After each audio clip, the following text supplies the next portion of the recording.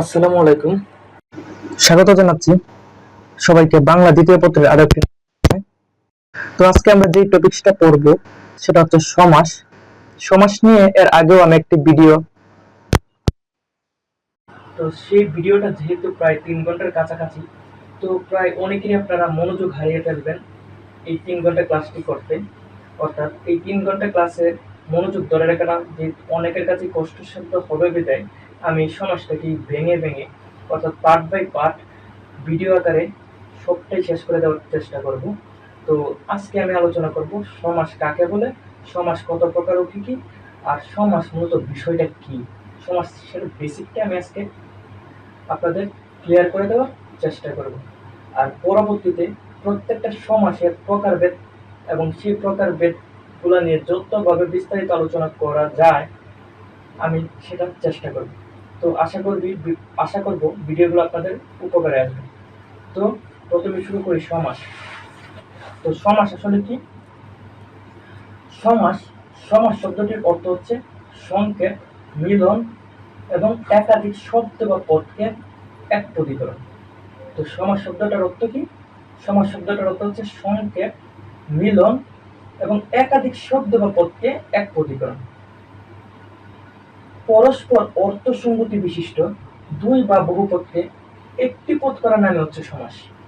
সমাস আসলে কি? সমাস হচ্ছে পরস্পর অর্থসঙ্গতি বিশিষ্ট দুই বা বহু পদকে একটি পদ করার নামই হচ্ছে সমাস। যেমন দেখতে পাচ্ছেন সিংহাসন, যার ব্যাসবাক্য হচ্ছে সিংহ চিহ্নিত আসন। তো সিংহাসন শব্দটা মূলত সিংহ ও আসন এই দুটো শব্দের শূন্যে কিন্তু মূলত গঠিত হয়েছে।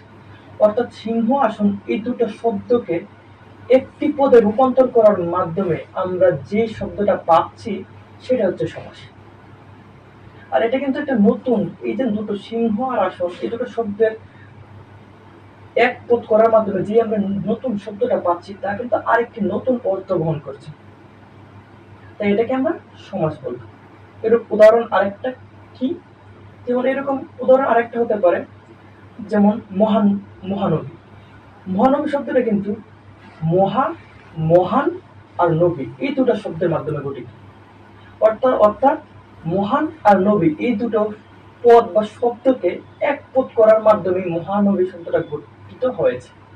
এখন আপনারা আবার বলবেন না পদ আর শব্দ কি এক প্রকার অর্থাৎ এক জিনিস। আমি সেটা নিয়ে ভবিষ্যতে আলোচনা করবো আপনাদের মাঝে। আপাতত যেহেতু এটা সমাসের ক্লাস, আমি সমাসেই আবদ্ধ থাকছি।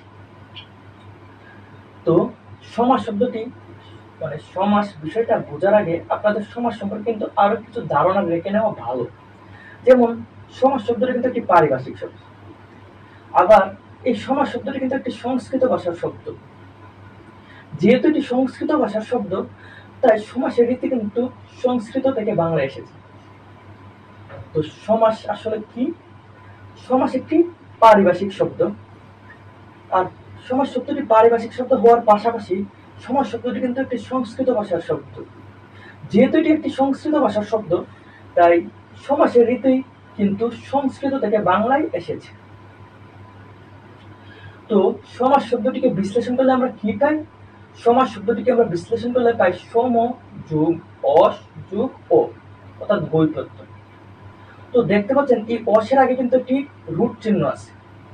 এই রুট চিহ্নটা দ্বারাই কিন্তু বোঝাচ্ছে সমাস শব্দটি একটি কৃৎ প্রত্যয় সাধিত শব্দ। এই রুট চিহ্নটি দ্বারা কি বোঝাচ্ছে? এই রুট চিহ্নটি দ্বারাই কিন্তু বোঝাচ্ছে সমাস শব্দটি একটি কৃৎ প্রত্যয় সাধিত শব্দ। অর্থাৎ কেউ যদি আপনাকে জিজ্ঞাসা করে যে সমাস শব্দটি প্রকৃত প্রত্যয় কি, তো এটা হচ্ছে একটি কৃৎ প্রত্যয় সাধিত শব্দ, তদ্ধিত প্রত্যয় না। কোন প্রত্যয়? কৃৎ প্রত্যয়। তো যারা প্রকৃত প্রত্যয় বুঝেন না তাদের জন্য সামনে একটি খুব শীঘ্রই ভিডিও আসবে, তখন আপনারা বুঝতে পারবেন যে প্রকৃত প্রত্যয় হচ্ছে মূলত দুই প্রকার, কৃৎ প্রত্যয় আর তদ্ধিত প্রত্যয়। তো আমি আজকের এই টপিকসে প্রকৃত প্রত্যয় নিয়ে আলোচনাতে যাচ্ছি না। তো সমাস শব্দটা কিন্তু একটি পারিভাষিক শব্দ, আবার একই সাথে একটি সংস্কৃত ভাষার শব্দ। যেহেতু এটি একটি সংস্কৃত ভাষার শব্দ, তাই সমাসের রীতি কিন্তু সংস্কৃত থেকে বাংলায় এসেছে। আর সমাস শব্দের প্রকৃত প্রত্যয় কি?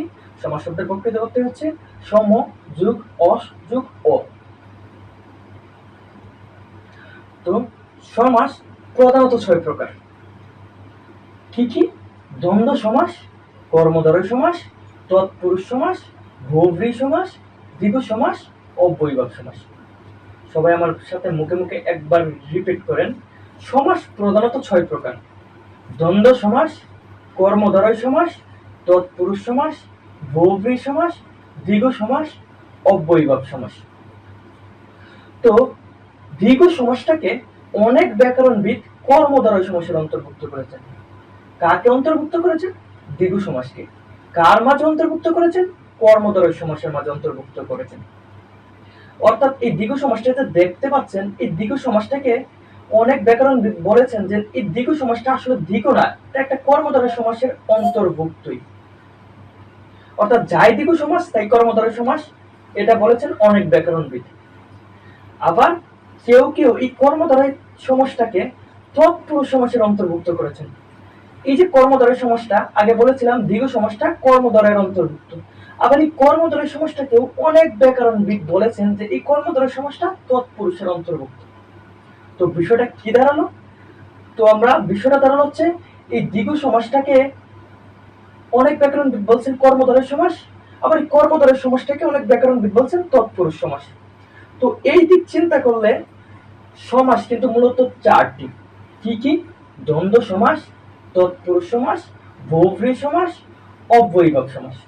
তো আধুনিক নিয়ম অনুযায়ী, আধুনিক ব্যাকরণের নিয়ম অনুযায়ী সমাস মূলত 4টি: দ্বন্দ্ব সমাস, তৎপুরুষ সমাস, বহুব্রীহি সমাস, অব্যয়ীভাব সমাস।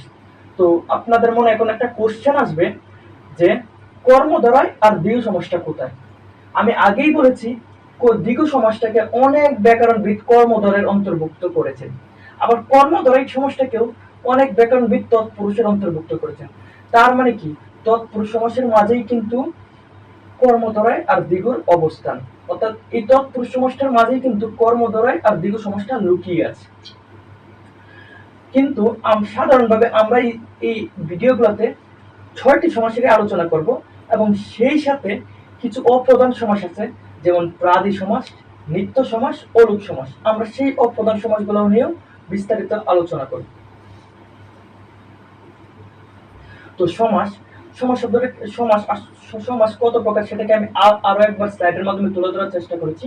সমাস হচ্ছে 6 প্রকার: দ্বন্দ্ব সমাস, কর্মধারয় সমাস, তৎপুরুষ সমাস, বহুব্রীহি সমাস, দ্বিগু সমাস, অব্যয়ীভাব সমাস। এখন যদি এদিকে খেয়াল করেন যে কি কারণে আমি আরেকবার স্লাইডে অন্তর্ভুক্ত করলাম, তার মানে হচ্ছে এই কারণে অন্তর্ভুক্ত করেছি যে এই যে কর্মধারয় আর দ্বিগু সমাস দেখছেন, এই কর্মধারয় আর দ্বিগু সমাসটাকে কিন্তু আধুনিক নিয়ম অনুযায়ী তৎপুরুষের অন্তর্ভুক্ত করা হয়েছে। তো এই জন্য আধুনিক নিয়ম অনুযায়ী সমাস কিন্তু 4 প্রকার: দ্বন্দ্ব সমাস, বহুব্রীহি সমাস, তৎপুরুষ সমাস আর অব্যয়ীভাব সমাস। অর্থাৎ দ্বন্দ্ব সমাস, তৎপুরুষ সমাস, বহুব্রীহি সমাস আর অব্যয়ীভাব সমাস। দ্বিগু আর এই কর্মধারয়কে কিন্তু এই তৎপুরুষের মাঝেই স্থান দেওয়া হয়েছে। তো কেউ যদি আপনাদের প্রশ্ন করে সমাস প্রধানত কয় প্রকার, বলবেন 6 প্রকার, কিন্তু আধুনিক নিয়ম অনুযায়ী কত প্রকার? তবে বলবেন 4 প্রকার। আশা করি আমি বোঝাতে পেরেছি।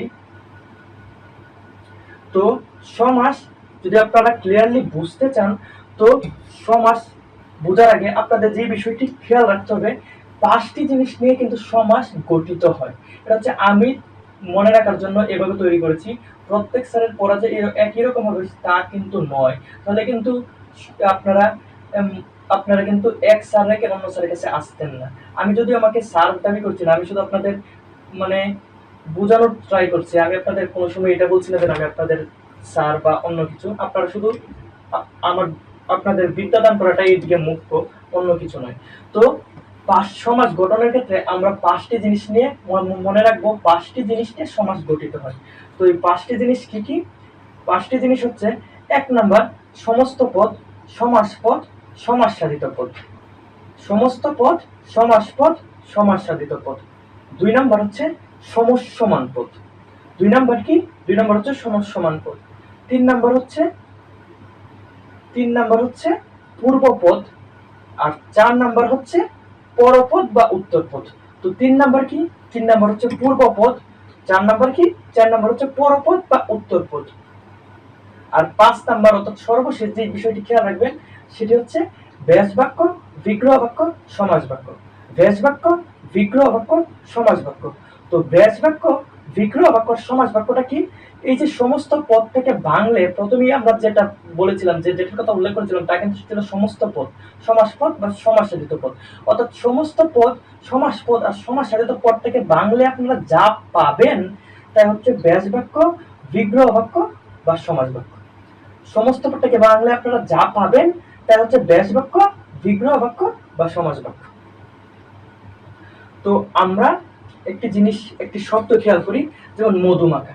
মধুমাখা শব্দটার দ্বারাই আমি আগে যে প্লাস্টিক বিষয়ের কথা উল্লেখ করলাম তা আমি আপনাদের বুঝিয়ে দেওয়ার চেষ্টা করব। তো মধুমাখা শব্দটা যদি খেয়াল করেন, মধুমাখা শব্দটার যে মধুমাখা, এই শব্দটাই কিন্তু সমস্ত পদ, সমাস পদ, সমাস সাধিত পদ। অর্থাৎ এই মধুমাখা শব্দটাকে আমরা বলবো সমস্ত পদ, সমাস পদ, সমাস সাধিত পদ। আর এই মধুমাখা শব্দটাকে যদি আপনারা বিশ্লেষণ করেন তবে কিন্তু দেখবেন আপনারা মধুমাখা শব্দটা কিন্তু মধু আর মাখা এই দুটো শব্দের সমন্বয়ে গঠিত হয়েছে। তাই এই মধু আর মাখা এই দুটো শব্দকে আমরা বলবো সমসমান পদ। এই মধু আর মাখা দুটো শব্দকে আমরা কি বলবো? সমসমান পদ। আর এই মধুমাখা শব্দটা যদি খেয়াল করেন তবে দেখবেন পূর্বে আছে মধু, অর্থাৎ এই মধু শব্দটা তবে পূর্বপদ, আর পরে আছে যেহেতু মাকা, তাই মাকা শব্দটা হবে পরপদ বা উত্তরপদ, অর্থাৎ পরপদের অপর নাম হচ্ছে উত্তরপদ। যেহেতু মধুমাখা শব্দটাতে মধু শব্দটা পূর্বে আছে তাই মধু শব্দটা হচ্ছে পূর্বপদ, আর মাকা শব্দটা যেহেতু পরে আছে তাই মাকা শব্দটা হচ্ছে পরপদ বা উত্তরপদ। এখন এই মধুমাখা শব্দটা থেকে আমি বলেছিলাম, এই মধুমাখা শব্দটা হচ্ছে সমস্ত পদ, সমাস পদ, সমাস সাধিত পদ। এই সমস্ত পদ থেকে বাংলায় আমরা যা পাই তা হচ্ছে ব্যাস বাক্য, বিগ্রহ বাক্য, সমাস বাক্য। ব্যাস বাক্য, বিগ্রহ বাক্য, সমাস বাক্য। তো মধুমাখা শব্দটাকে আপনারা ভাঙেন, বাংলা আপনারা কি পাচ্ছেন? মধুমাখা শব্দটা দ্বারা আসলে কি বোঝানো হয়? মধুমাখা শব্দটা দ্বারা কিন্তু আসলে মধু দ্বারা মাখা, এটা এই বিষয়টাকে বোঝানো হয়। অর্থাৎ মধু দ্বারা মাখা শব্দটার মাধ্যমে কিন্তু মধুমাখা শব্দটা বোঝানো হয়েছে। অর্থাৎ মধুমাখা শব্দটার বিশ্লেষিত যে রূপটা সেটা হচ্ছে মধু দ্বারা মাখা। অর্থাৎ সমস্ত পদটাকে ভাঙলে আমরা যা পাবো তাকে আমরা বলবো ব্যাস বাক্য, বিগ্রহ বাক্য, সমাস বাক্য। এখন সমস্ত পদটাকে ভাঙবো আমরা কি করে? আসলে দেখেন যে সমস্ত পদটা আছে তা তার আসলে কি বোঝাচ্ছে সেটা যদি আপনারা ধরতে পারেন তবেই কিন্তু আপনারা ব্যাস বাক্য, বিগ্রহ বাক্য আর সমাস বাক্য খুব সহজেই নির্ণয় করতে পারবেন। যেহেতু মধুমাখা শব্দটা দ্বারা মধু দ্বারা মাখাকেই বোঝায়, তো এটা হচ্ছে তার ব্যাস বাক্য, বিগ্রহ বাক্য আর বা সমাস বাক্য। তো আমরা আরেকটি শব্দ খেয়াল করি, আরেকটি শব্দ যদি আমরা দেখি তবে আমরা দেখতে পাচ্ছেন উদাহরণে আমরা রেখেছি নিমতিতাকে। তো এই নিমতিতা শব্দটা আসলে কি?